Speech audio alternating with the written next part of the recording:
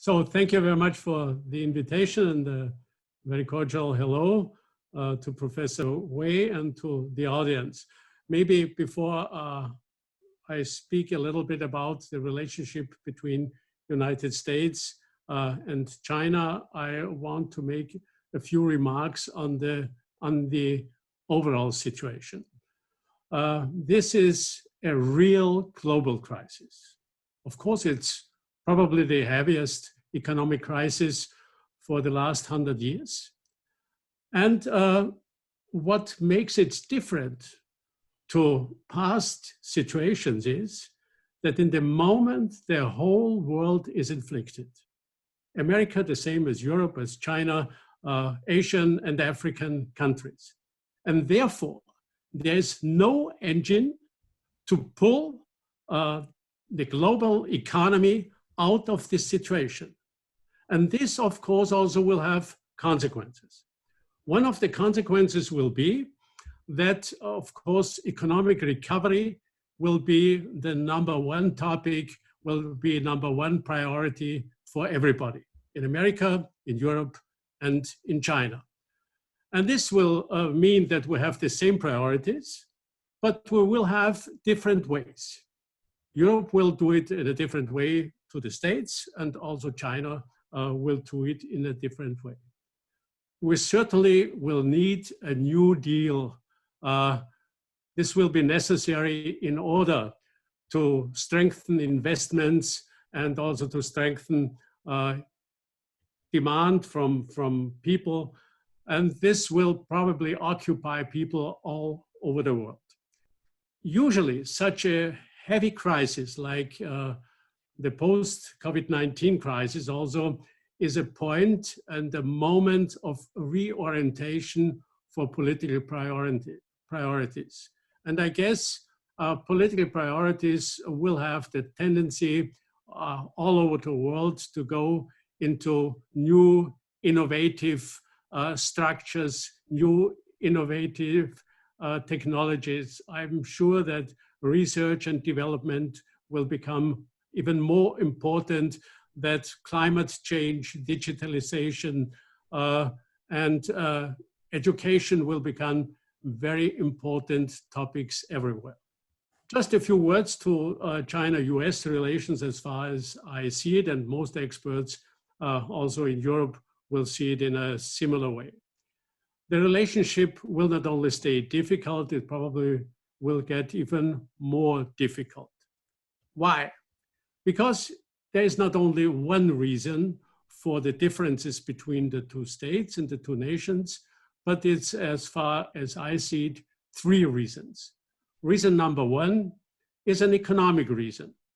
An economic reason due to the bad trade balance between China and the United States, where China exports 3 to 4 times more than it imports from the United States.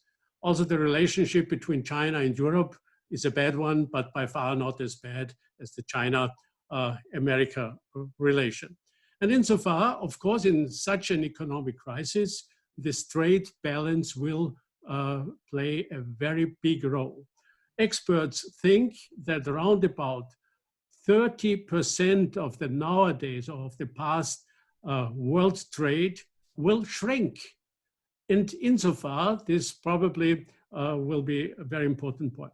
Second, of course, there's the political difference between the States and China, ideological difference between democratic system and authoritarian system, individual rights and collective view, and so on. And therefore, there also will be a tough political competition in the future. And third of it, there are, and you mentioned it already, there are geopolitical reasons. Of course, in the past, China was more or less a terrestrial power. And due to its high importance on trade, imports and exports, it's the most important international trade company of the world. Of course, it also had to become a maritime nation. And of course, it also tries to secure its navigations and its commercial trade interests on the seas. But when this touches vital American interests, and obviously it does already in the first island girdle or belt in the Pacific, then of course it will become a problem. And it does not look to me that this problem will decrease very fast. And insofar we have to be aware that that there will stay a problem, and probably it even will become a little bit bigger. What can we do in such a situation? Of course, you can smooth it. One of the ways is that every side has to respect the vital interests of the others and try to find a way to balance out the interests, own interests against the others, as long as they can be brought in a sound balance. So far, I think, differences will stay, but globalization will continue. And this means that, of course, there is a need also for cooperation, need of cooperation between all the continents and all the bigger nations. What I see is that globalization will not end, for sure not. It will keep its dynamic, but it will be different to the past globalization in a way that there is more strategic autonomy, or a tendency to more strategic autonomy for America, for Europe, and also for China.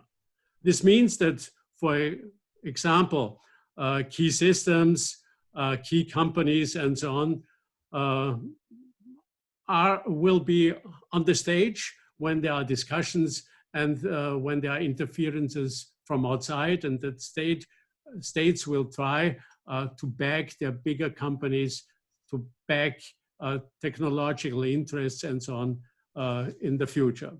And insofar, what I see is, that there will be, if you compare it with the past, more strategic differentiation. European Union has quite an interesting overall strategy towards China. It's not a very clear strategy due to the fact that European Union is a union of 27 members, and of course it's not so easy to bring the interests so clearly together. And therefore it states its relationship with China as a strategic partnership. On the one hand, a strategic partnership, but also it is competition. And third of it, it is also systemic rivalry. And if you ask me, the tendency probably will be between United States and China also to think not only within one dimension, but within 3 dimensions. And I guess then, of course, you will get a new strategy from both sides.